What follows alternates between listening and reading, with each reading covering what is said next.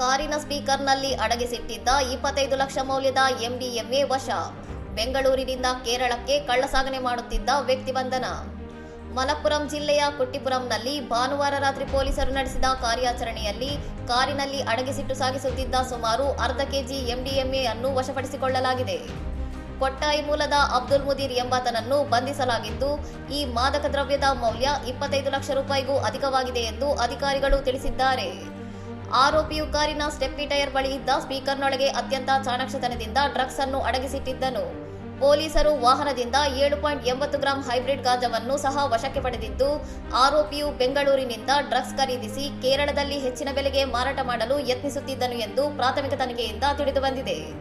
ಕುಟ್ಟಿಪುರಂ ಪೊಲೀಸರು ಎನ್ಡಿಪಿಎಸ್ ಕಾಯ್ದೆಯಡಿ ಪ್ರಕರಣ ದಾಖಲಿಸಿಕೊಂಡಿದ್ದು, ಆರೋಪಿಯನ್ನು ನ್ಯಾಯಾಂಗ ಬಂಧನಕ್ಕೆ ಒಪ್ಪಿಸಲಾಗಿದೆ. ಈ ಮಾದಕ ಜಾಲದ ಮೂಲವನ್ನು ಪತ್ತೆ ಹಚ್ಚಲು ಮತ್ತು ಬೆಂಗಳೂರಿನಲ್ಲಿರುವ ಇದರ ಪೂರೈಕೆದಾರರನ್ನು ಬಂಧಿಸಲು ಪೊಲೀಸರು ತನಿಖೆಯನ್ನು ತೀವ್ರಗೊಳಿಸಿದ್ದಾರೆ. ಇನ್ನಷ್ಟು ಸುದ್ದಿಗಳಿಗಾಗಿ ನೋಡ್ತಾ ಇರಿ ಸೌರಂ ಟಿವಿ.